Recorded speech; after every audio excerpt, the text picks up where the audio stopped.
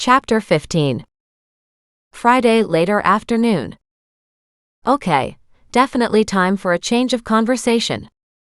Do you know anybody here who is an oldie? Doreen asked with a smile.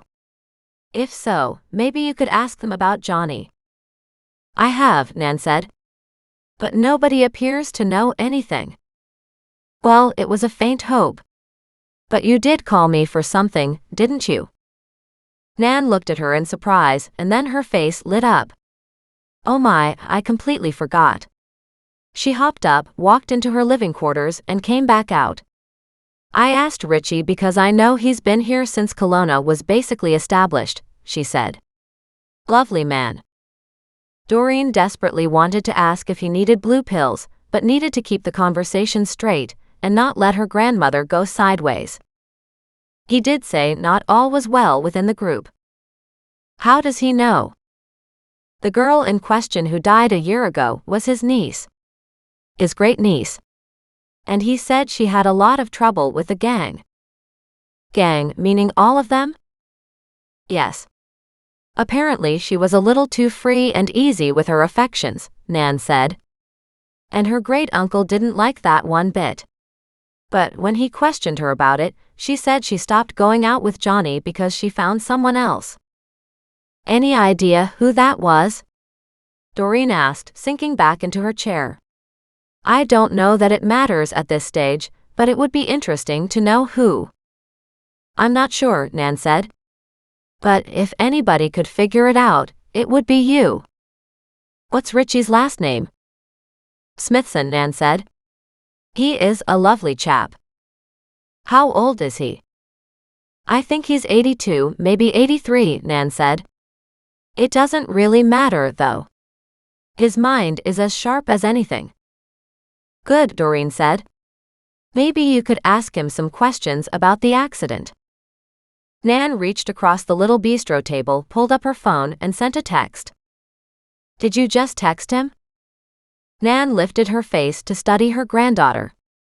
Are you having some memory problems, dear? You just asked me to question him about the accident. Oh dear. Another rabbit hole moment. Doreen shook her head. No, I was wondering if you were though because, just moments ago, you told me nobody here knew anything. Sure, but that's not Richie. Richie is different, she said with a wave of her hand. He's not anybody. He's special. And again the questions were itching to flow from her lips, but she dared not. Then she couldn't help herself. Special in what way, she asked. Not that way, Nan said shortly. No better way to ruin a friendship than having sex, my dear. She lifted her head again from her phone, holding it, as if waiting for Richie to get back to her immediately. You should remember that with Mac. Doreen stopped and stared. You're the one who just told me that Mac and I would do well for having a romp together. She snorted. How does it figure that now you are telling me not to? Oh my dear, I'm not telling you not to, she said. Absolutely go and do it. But if it's not for the right reasons, you'll find you're not friends at the end of it. Right, Doreen said, shaking her head. Did you hear back from Richie yet? No, not yet, Nan said, waving her phone. You'd have heard a ring, dear. Maybe you should go home and rest. You do seem to be a little off today. Doreen snapped her lips closed.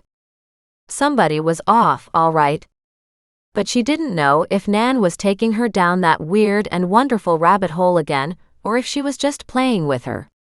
Sometimes Doreen couldn't really tell. Just then, Nan's phone warbled in her hand. Richie says the two men who died were in Johnny's car. But we know that, Doreen said patiently. So then why did you ask? Nan asked in irritation. Nan. Her grandmother sighed and settled back. I do appear to be a little irritable today. I'm so sorry, Doreen said. Maybe I'll go home now. No, no, no, no, Nan said with a smile, patting Doreen's hand. I'm the one who's sorry. I guess Maisie upset me more than I expected. I'm sorry for that too. Obviously, her grandmother felt jilted that her lover had quickly found someone else. Maybe Richie will have some other information tomorrow. Doreen pushed back her chair and stood. Nan's phone warbled again. Richie says the accident was caused by another vehicle. Doreen's butt thumped back down on the chair. Like a hit and run? Nan was still reading. Something like that. Car went over a cliff, and the cops never found the other vehicle. Then how would they know somebody ran them off the road? There was a witness, Nan said, looking at her in surprise. Didn't I tell you that? Doreen pinched the bridge of her nose. No, you didn't tell me that. Who was the witness? The girlfriend, of course. So she wasn't in the boys' car, but she saw another car run them off the road. Nan nodded. That's what Richie says.